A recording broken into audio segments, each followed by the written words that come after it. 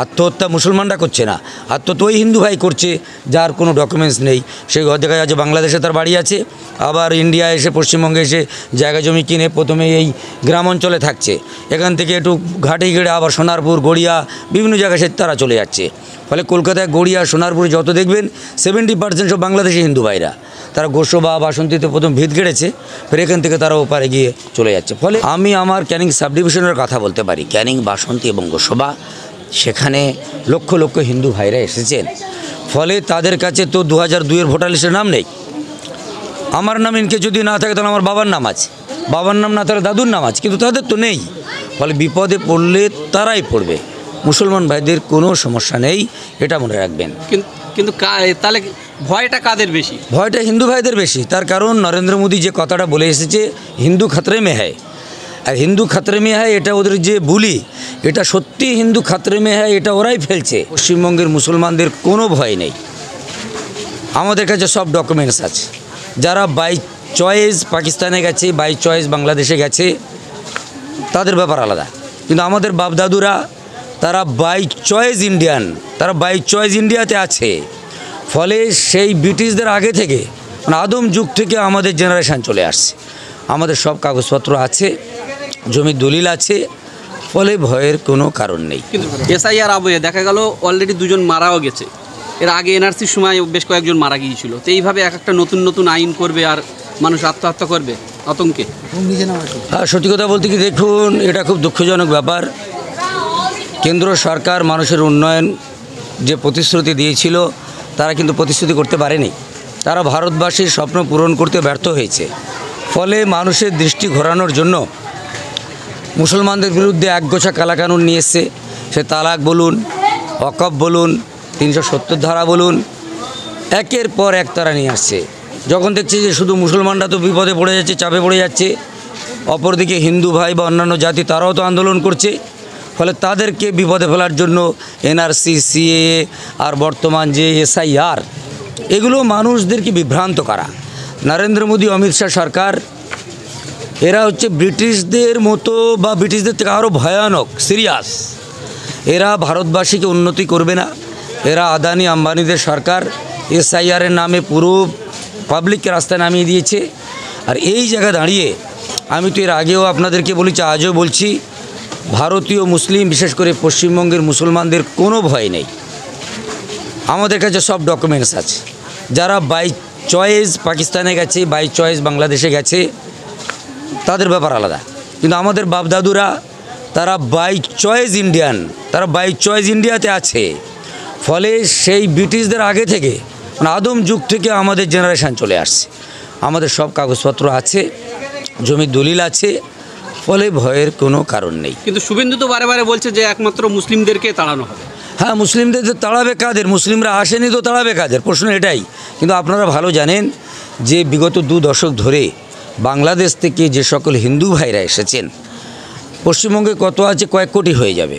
আমি আমার ক্যানিং সাব ডিভিশনের কথা বলতে পারি, ক্যানিং বাসন্তী এবং গোসবা, সেখানে লক্ষ লক্ষ হিন্দু ভাইরা এসেছেন। ফলে তাদের কাছে তো 2002-এর ভোটার লিস্টের নাম নেই। আমার নাম ইনকে যদি না থাকে তাহলে আমার বাবার নাম আছে, বাবার নাম না তাহলে দাদুর নাম আছে, কিন্তু তাদের তো নেই। ফলে বিপদে পড়লে তারাই পড়বে, মুসলমান ভাইদের কোনো সমস্যা নেই, এটা মনে রাখবেন। কিন্তু তাহলে ভয়টা কাদের বেশি? ভয়টা হিন্দু ভাইদের বেশি। তার কারণ নরেন্দ্র মোদী যে কথাটা বলে এসেছে, হিন্দু খাতরে মে হ্যায়, আর হিন্দু খাতরে মে হ্যায় এটা ওদের যে বুলি, এটা সত্যি হিন্দু খাতরে মে হ্যায়, এটা ওরাই ফেলছে। কেননা দেখুন, আসামের ডিটেনশন ক্যাম্পে কারা বেশি, বিহারের ডিটেনশন ক্যাম্পে কারা বেশি। ফলে ওরা এই ধরনের কাজকর্ম করে হিন্দু ভাইদের বিপদে ফেলছে। হিন্দু ভাইরা বুঝতে পারছে না।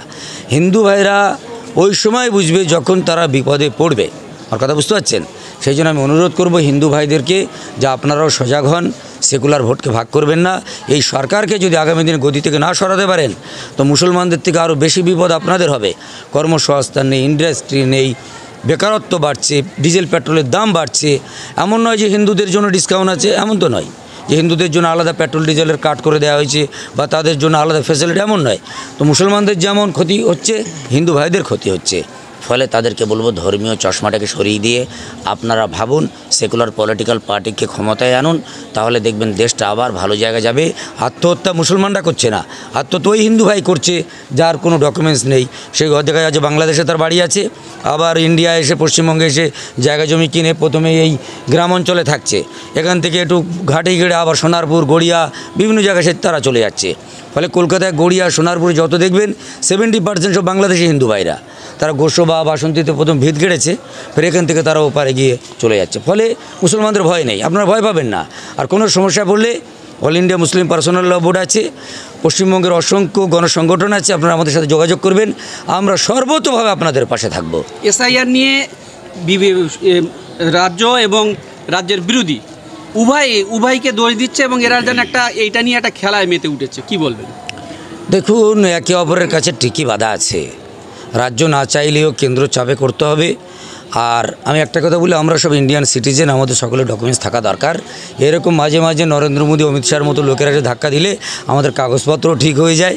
তার কারণ আমি একজন মুসলমান, আমার রেশন কার্ডে এক নাম, ভোটার কার্ডে এক নাম, আধার কার্ডে এক নাম, জমির দলিলে এক নাম, বিভিন্ন কিছু হয়ে রয়েছে। সেটা আমাদের আগামী প্রজন্মের জন্য ক্ষতিকার।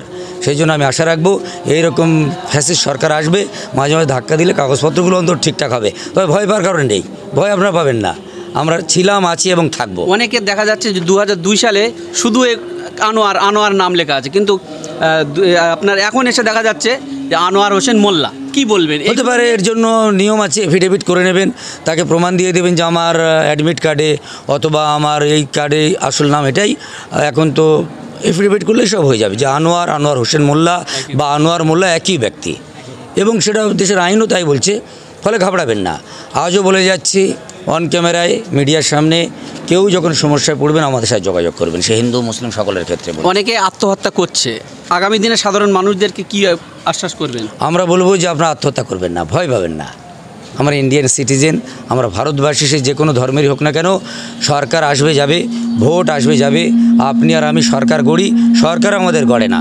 ফলে যে সরকার আমরা গড়েছি, সরকার যখন স্বৈরাচারী হবে, এই সরকারকে আমরা আবার তাড়াবো, আবার হটাবো। ব্রিটিশদের তাড়িয়েছি, ফলে এই সরকারকে তাড়ানোটা আমাদের কাছে কোনো ব্যাপার নয়।